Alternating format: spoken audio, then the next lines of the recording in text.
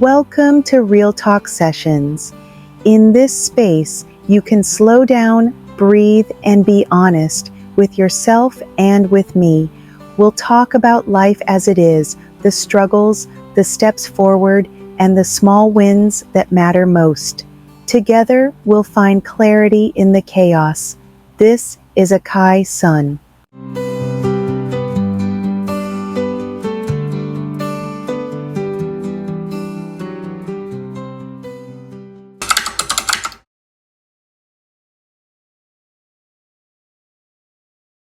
Maya, good to see you again. You've shared how often you feel like you're not doing enough, no matter what you give. Can we pause there for a moment? When that thought shows up, what's the emotion that comes right along with it? Honestly, it's this heavy mix of guilt and anxiety, like I'm always behind. If I'm giving more to work, then I feel like I'm neglecting my parents. If I'm focused on them, I feel like I'm failing my partner. And then I end up just feeling like I'm failing everywhere. It's exhausting. Every morning I wake up, and the first thought is, who am I going to let down today? That sounds like you're carrying an extraordinary amount of responsibility. When you describe your days, it almost feels like you're living three lives at once. Exactly. It's like I'm spinning three plates, and if one wobbles, I feel like a failure. You're working at a high level in your career, caring for your parents' needs, and also trying to maintain intimacy with your partner. And yet, instead of feeling accomplished, you're left with guilt. Does that feel accurate? Yes, that's it. No matter how much I do, I feel guilty. Like at work, I'll deliver results, but then think, I should have stayed longer. With my parents, I'll visit 3 times a week, but in my head it's, why not 4? And with my partner, even if we spend a whole evening together, I'll think, you weren't really present. It's relentless.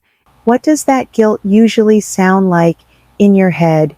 It says, you're not doing enough. You're failing them. They deserve more than this half version of you. Sometimes it even says, you're selfish for wanting rest.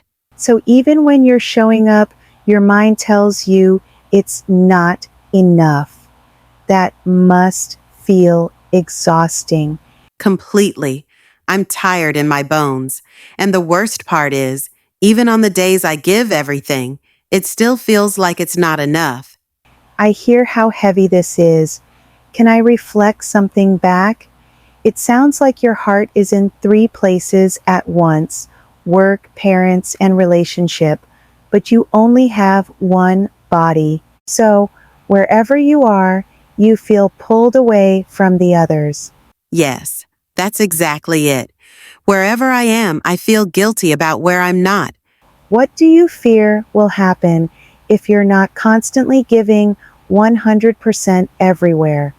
I fear I'll disappoint everyone, that my boss will think I'm slipping, that my parents will feel abandoned, that my partner will feel unloved and leave. It's like I'm holding the weight of everyone's happiness, and if I drop it, everything will fall apart. So the guilt isn't just about disappointing others. It's about your own expectations of yourself. Yes, I think I've built this picture in my head that a good daughter, good partner, good professional means giving 100% all the time. Anything less feels like failing.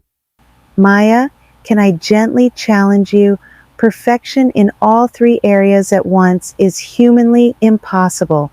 By holding yourself to that standard, you're setting yourself up to always feel guilty. How does that land with you? It makes me sad because I know I'm human, but I still demand superhuman things of myself. If we could reframe guilt into something else, what would you want it to become? Maybe compassion, permission, balance? Compassion. I want to give myself permission to be human, not perfect, to stop hating myself for not being everywhere at once. Let's explore some practical steps. What would it look like if you created boundaries around work time, caregiving time, and relationship time, rather than trying to blend them all at once. Honestly, that would be a relief. Because right now, I'm always multitasking, answering work emails while sitting with my mom, texting my dad while I'm out with my partner. I'm never really with anyone. That's a strong insight. Instead of measuring by perfection, what if you measured by presence? When you're with your parents, are you with them? When you're with your partner, are you present emotionally? When you're at work, are you focused? That makes sense. If I measured by presence, maybe I could feel less guilty. If I'm truly there, then I am enough in that moment. Presence over perfection. How does that shift feel in your body? Lighter, like a weight lifts, just hearing that. I've been hiding it. I don't want them to think I'm weak. But maybe they'd understand more than I think. Another tool. Guilt thrives in silence. What if you shared with your partner and even your parents how torn you feel instead of carrying it inside? That sounds doable. My partner has been asking for more honesty anyway. Maybe hearing me say that would help us feel closer, not further apart. Imagine saying to your partner, I love you and I want to give you my best, but right now I feel pulled in many directions. Can we find ways to connect even in small, meaningful moments? I like that. A short, real moment. That feels achievable. Sometimes small, consistent moments matter more than grand efforts.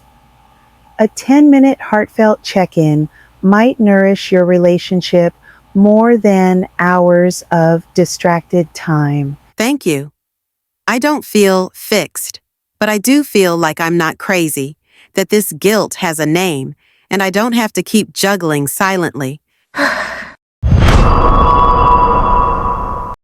Maya, before we close, I want to offer you a growth challenge for this week. 1. Choose presence over perfection. Pick one area, work, parents, partner, each day where you practice being fully present for a short, defined time. 2. Reframe guilt. Each time guilt arises, replace the thought, I'm not enough with, I'm giving what I can, and that matters. 3. Share your reality. Have one honest conversation with your partner or a parent about how stretched you feel, inviting their understanding instead of hiding it. Remember, Maya, you don't have to juggle perfectly. Even jugglers let a ball drop now and then. The skill is in picking it back up with grace.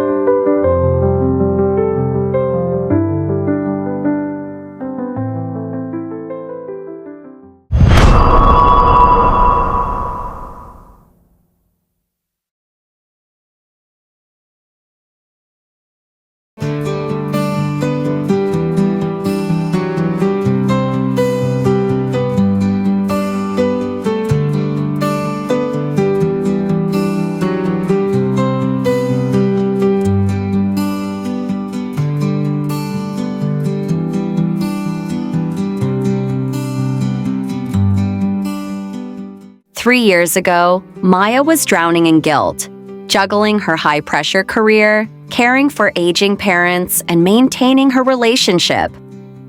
After therapy, she learned to delegate, set boundaries, and reframe.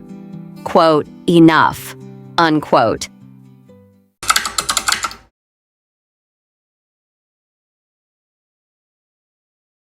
Maya, It's been 3 years since we began exploring this together. You've walked through a lot of transition. Tell me, how are you feeling these days? It's different. I wouldn't call my life easy, but I don't feel crushed anymore. I've learned how to carry things without breaking under them. My career has taken off. I'm a senior executive now, leading a much bigger team. But what's different is I don't need to control everything anymore. I've built trust. Delegation is second nature. That's a remarkable shift. You've turned what was once overwhelming into leadership strength. How about your family responsibilities? That part has been the hardest. My dad passed away 2 years ago, and caring for my mom has been both heartbreaking and bonding. My siblings and we still argue sometimes, but they've stepped up. I don't carry it alone anymore. I think losing my dad made us all realize the cost of avoiding responsibility. I can hear both the grief and the resilience in that. How has your guilt evolved in caring for your mom? It's not gone. I still feel guilty if I'm not there enough. But the difference is, I don't let guilt decide my actions anymore. I've accepted that I can love deeply without being physically present for every moment. That shift saved me from burning out. That's profound, Maya. Loving without letting guilt dictate. And how has your relationship been through all this? We're still together. Honestly, I think we made it because of the counseling we did. 3 years ago, I was so distracted, so emotionally unavailable. Now we've built habits of checking in. He tells me when I start to slip back into old patterns, and I actually listen. We even built rituals of joy, Sunday morning coffee walks, quarterly weekend getaways. Those small things became our glue. So, the very thing that once felt impossible, protecting joy, has become part of your rhythm. Yes, and the guilt is still there sometimes. But instead of letting it swallow me, I treat it like a signal. What am I overextending into now? What boundary needs protecting? It's not my enemy anymore. It's just feedback. Maya, this is powerful growth. You've transformed guilt from a trap into a teacher. Looking ahead as you enter your 40s, what do you want to keep cultivating? I think presence. I don't want to just juggle better. I want to live deeper. I've spent so many years managing, balancing, carrying. I want my next chapter to be less about survival, more about joy, meaning, and connection. That's a beautiful vision, shifting from carrying to living. Let's explore how to create meaning beyond the roles you've held. Not just daughter, partner, executive, but Maya herself. Yes, I think I'm finally ready for that. Maya, it sounds like you've moved from constant sprinting to being able to pause and breathe. What do you think made that shift possible? Well, I finally let myself say no and lean on others, delegating at work, asking my brother for help with our parents, now just my mom, of course, and being real with Mark instead of pretending I could hold everything together. I even let him see me crumble sometimes. I remember you were hesitant about making space for yourself. What has painting given you that other parts of life couldn't? The real turning point was painting. Remember last year you encouraged me to reconnect with something that was mine, outside of the roles I play for others? At first, it felt silly, like a hobby I didn't have time for, but little by little, it became my therapy, my escape.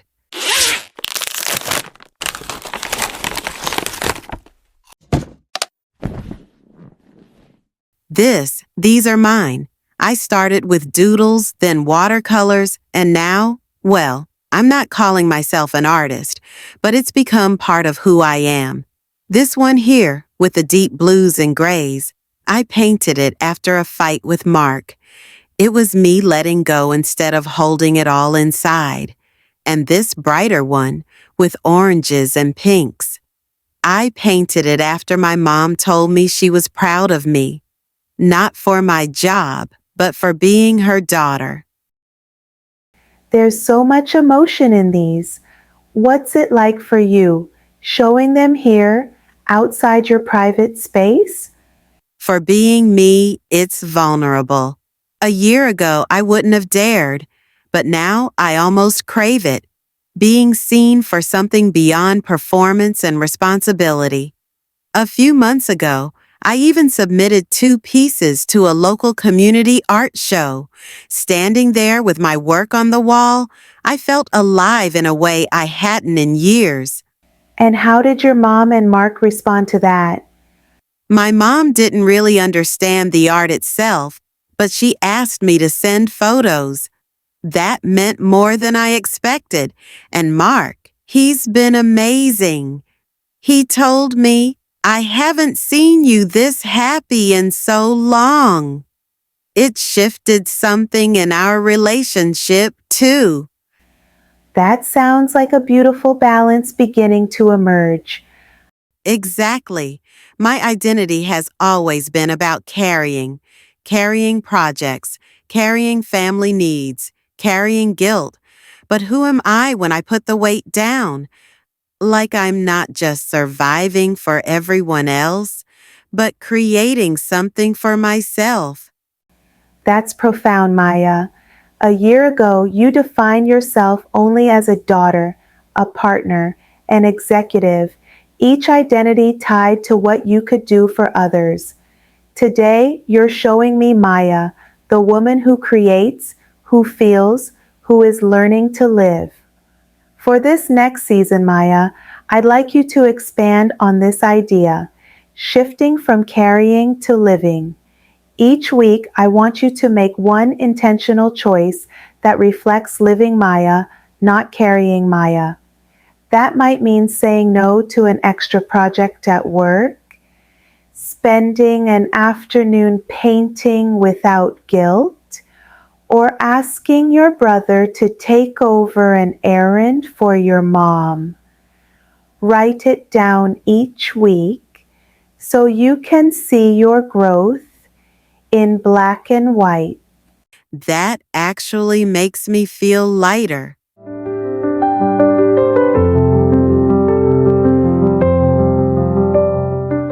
Take today's conversation with you and notice where it shows up in your week.